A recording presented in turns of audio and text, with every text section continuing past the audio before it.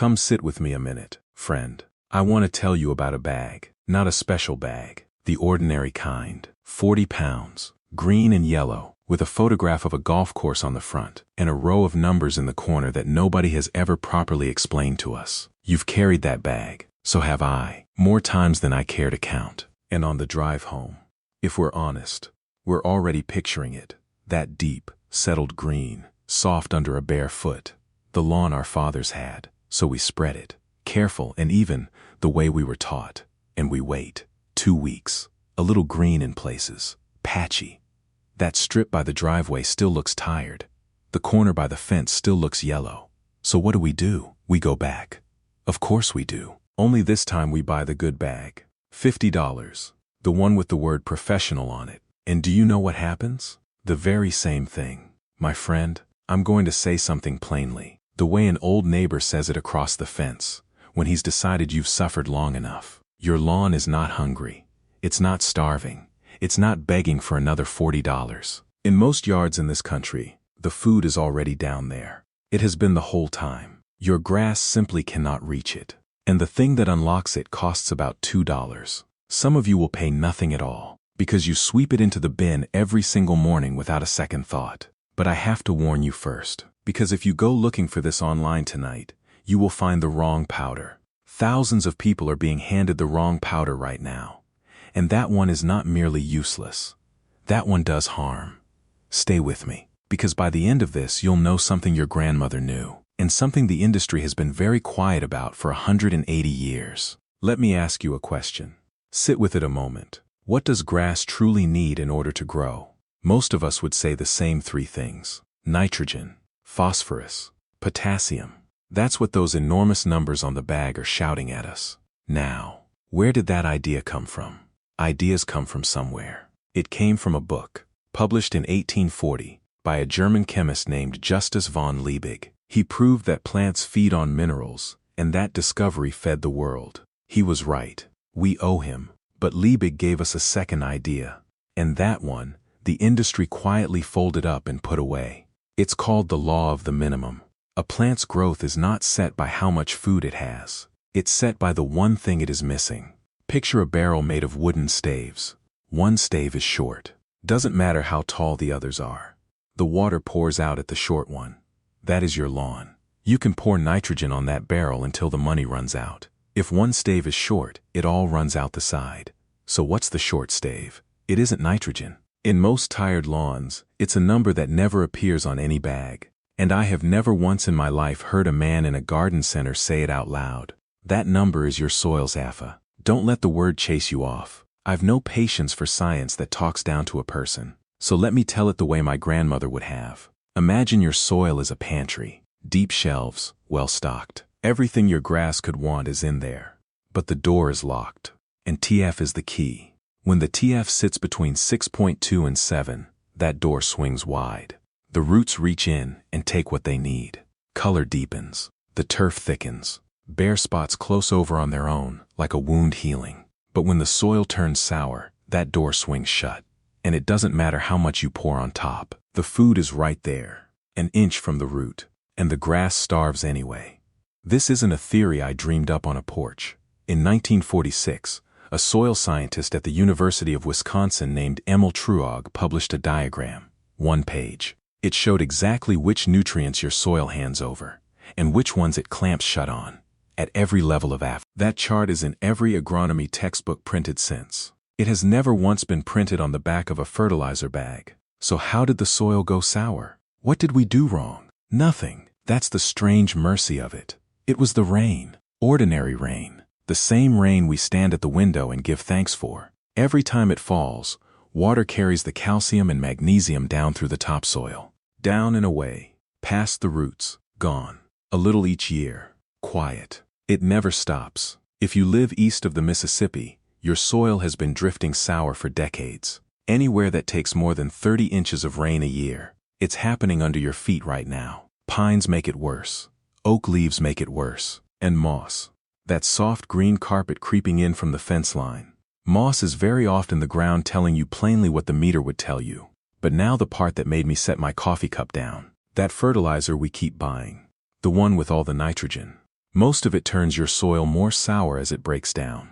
That's not a rumor. That's chemistry. In every extension bulletin in America, ammonium and urea leave the ground more acidic than they found it. So the bag we buy to save the lawn is one of the hands turning the key in the lock. We've been paying, every spring, to make it worse. And nobody told us. Now I have to be more honest with you than the internet is willing to be. Because even the folks who talk about HEF get this next part wrong. They'll tell you, fix the HEF, and you'll never feed your lawn again. That isn't quite true. And I'd rather you heard it from me. Phosphorus, potassium, calcium. Those are minerals. They sit in the soil for years. They are savings in the bank. Sour soil doesn't spend them. It simply locks the vault. But nitrogen is not savings. Nitrogen is wages. It comes in. It gets spent. It washes out with the rain. It drifts off into the air. Every time you bag your clippings and set them at the curb, you carry a little more of it away. Opening a vault doesn't put wages in a man's pocket.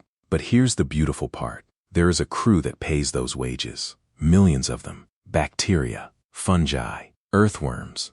They take dead leaves and old roots and slowly turn all of it back into food. And in sour ground, that crew goes still, half asleep. The bacteria that make nitrogen available to a plant barely work at all once the soil drops below 6. Do you see it now? When you sweeten that soil, you're not only opening the pantry door, you are waking up the cook. If you're thinking of one particular patch right now, the strip by the driveway, or that shady corner that has never once looked right, do me a kindness and tap subscribe. Not for me, for the folks still buying the bag. No sponsors here. Nobody pays me to name a product. Just an old gardener and the truth as best I know it. Now stay close, because the next part is the one I need you to hear. So, what's the powder? Go looking tonight and you'll find the same answer everywhere. A dozen videos, all cheerfully telling you the same thing. Baking soda, a box of it, $1.50. Dissolve a spoonful in a gallon of water. Spray the lawn. Wait for the miracle. My friend, please don't. Most of the folks saying it mean no harm. But this is the mistake. And it's precisely the kind that catches experienced people because it sounds so wonderfully simple. Here is what baking soda actually is. Sodium bicarbonate. Listen to the first word. Sodium. Salt. And we're gardeners. We know what salt does to ground. It's the oldest wound in agriculture. Whole civilizations watched their fields turn to dust because the salt came in and never left. Here's what it does where you can't see. Calcium holds the tiny clay particles together in crumbs. That's what lets water drain and air reach the roots. Sodium shoves the calcium aside and drives those crumbs apart. The soil seals over. It sets like a plate. The UATERS Salinity Laboratory wrote the book on this in 1954. Handbook 60. Still the reference, 70 years on. And now the cruel part. The arithmetic they never do. To lift a lawn 1 point of EH, you need 40 or 50 pounds of proper limbing material per 1,000 square feet. Follow limbing material per 1,000 square feet. Follow that baking soda recipe faithfully, all season, and you'll have applied less than 1/10 of that. So it does nothing, but the sodium stays. A small dose accomplishes nothing and leaves salt behind. A dose large enough to work would wreck the soil you've spent 30 years building. There's no door in the middle. It's a dead end with a friendly sign on it. The idea was right. The powder was wrong.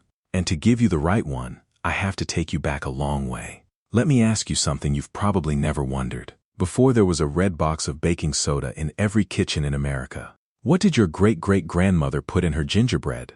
Because she made gingerbread, and it rose. The answer is pearl ash. Now hold on to your chair, because this is all on the record.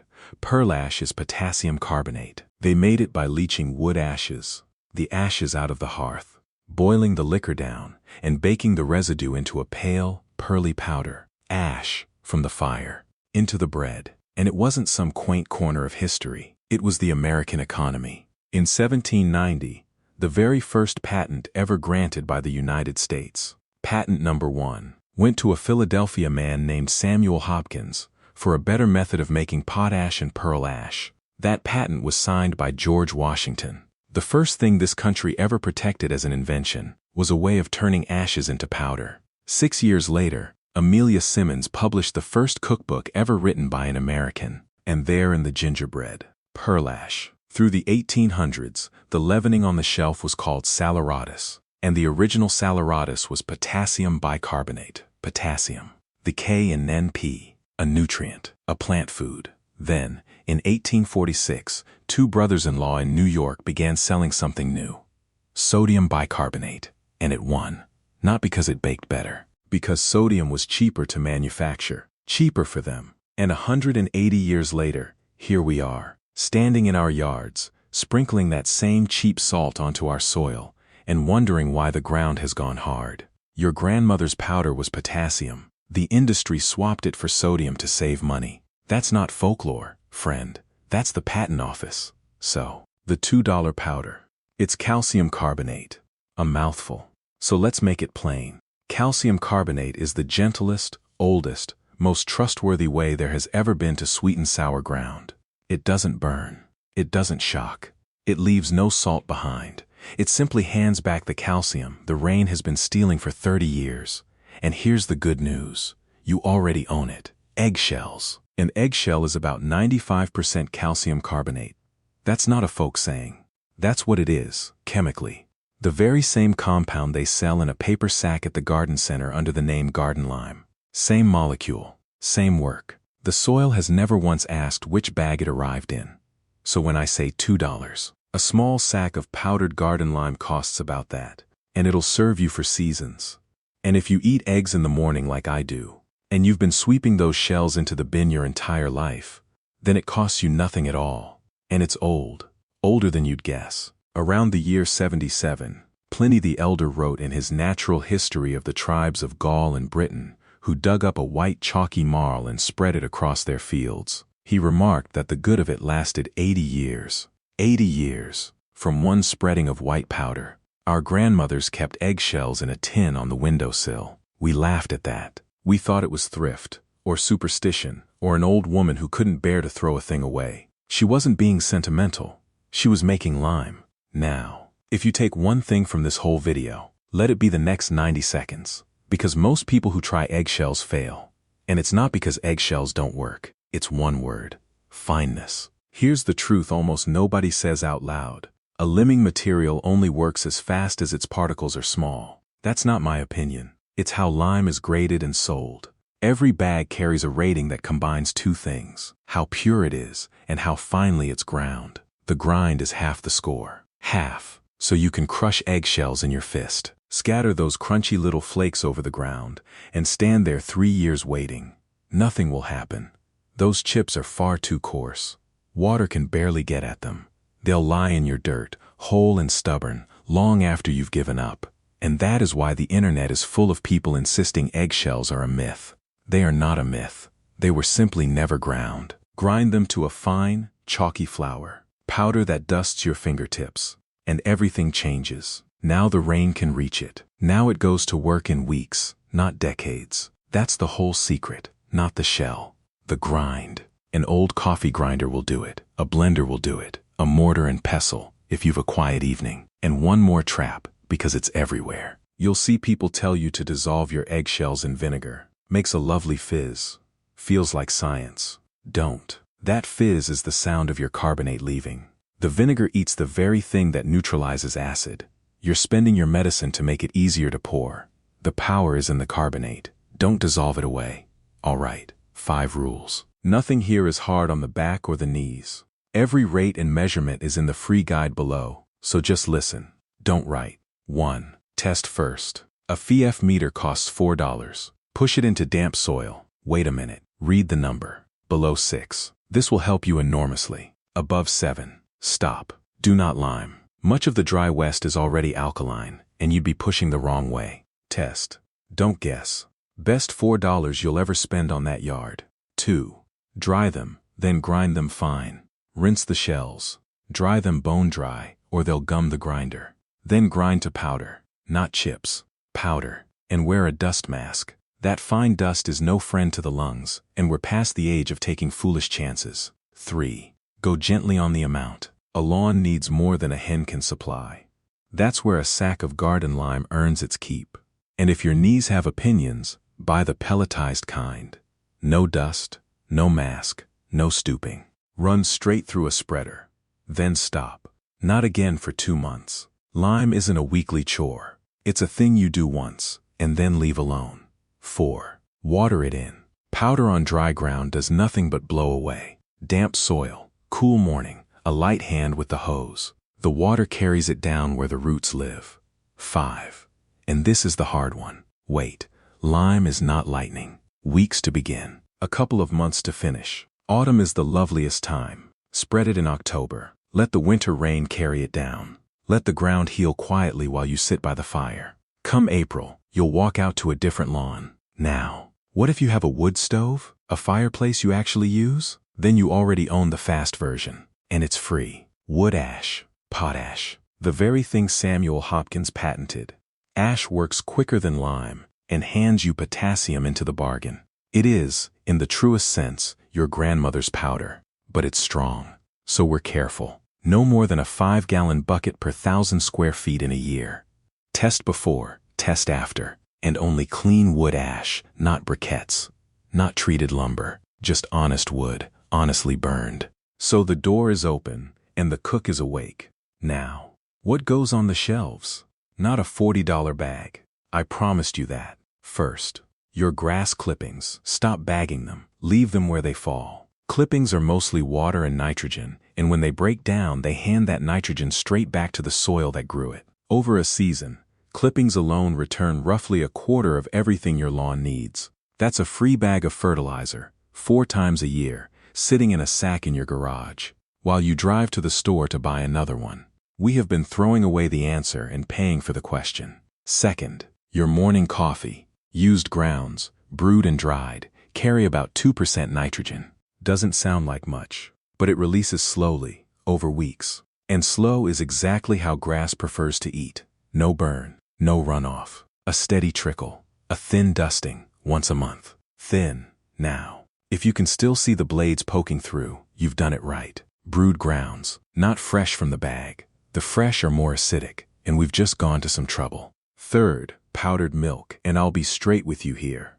The sugars and proteins in milk feed the microbes. And microbes, well, we just woke that crew up, didn't we? Now we're giving them their breakfast. It will not move your fief. It's a kindness to your soil, not a cure. The lime is the cure. The rest is kindness. A garden needs both. One last powder. For the folks who came here looking for baking soda, if you want a bicarbonate you can safely spray. Buy potassium bicarbonate. Sold as a low-sodium baking powder. Same molecule the old saleratus was.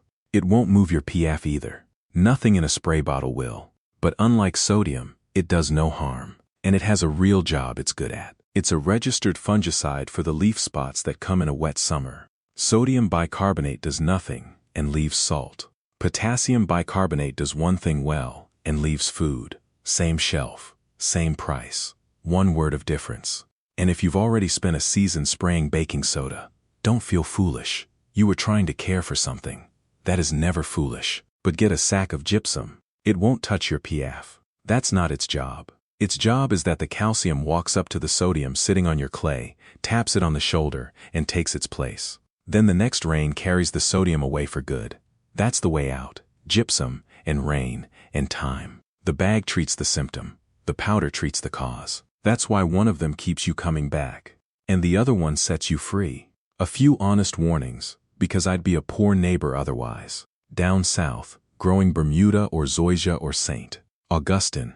Go slow. Many southern soils already sit near neutral. Test first, and don't overdo it, ever. If a little is good, more must be better. That's how we were raised, and it is wrong. Push too far the other way, and you'll lock up the iron instead. Then you're standing in a yellow lawn wondering what happened.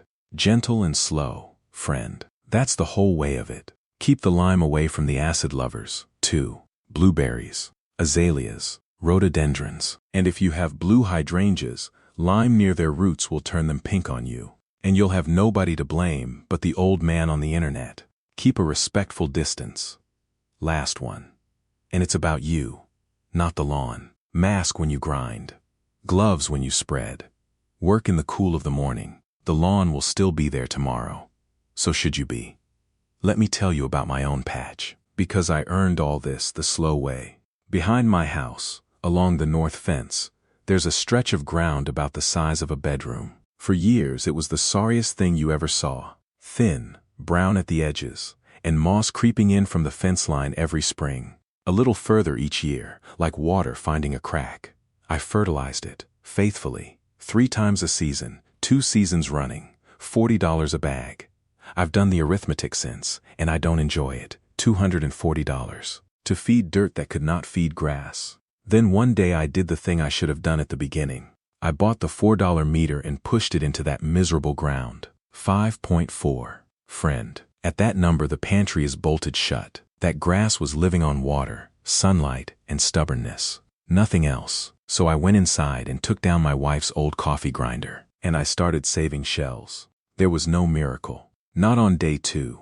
Not on day 10. That first month I saw almost nothing. Some evenings I stood out there with my coffee, feeling like an old fool. But by the end of the second month, the moss had begun to lift at the edges. Not gone. Lifting, as though it were reconsidering. By the third, the grass had gone dark. Truly dark. And when I knelt down, carefully, mind you, the knees aren't what they were. I could see new shoots pushing up from the base of the plants. Not seeded, not patched, just grass, finally being fed. It took a season. A full, honest season. That was 4 years ago. I've not put a bag of fertilizer on that ground since. Not one. $240 couldn't do it. A tin of eggshells on the windowsill did. I've been at this a long time. Long enough to have gotten most things wrong at least once. And here's what I keep learning, over and over, wearing different clothes each time. We are always so eager to feed the thing in front of us, to pour something on, to do something. It feels like love. But so often, what suffering doesn't need more given to it. It needs the thing that's blocking it to be gently taken away. That's true of a lawn, and I think you know it's true of a good many other things. The ground under your feet is not lazy, friend. It's not spent. It's not too far gone. It has never once stopped trying. It has only been locked out of its own pantry. And you, with a tin of eggshells, an old grinder, and a little patience, you are holding the key. 2 things before you go. First, find that $4 meter, push it in the ground, and come back and tell me your number in the comments. Just the number. I read every one, and I want to see how many of us have been standing on sour soil all these years without ever knowing. My guess? Most of us. And second, I've put all of this into a printed guide for you. 6 pages, large type, because I know who I'm talking to.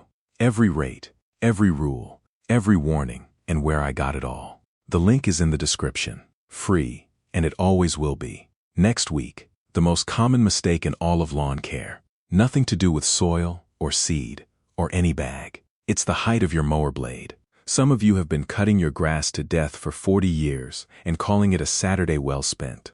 I'll see you then. Go easy on those knees, and be kind to your soil. It's been far more patient with us than we ever deserved.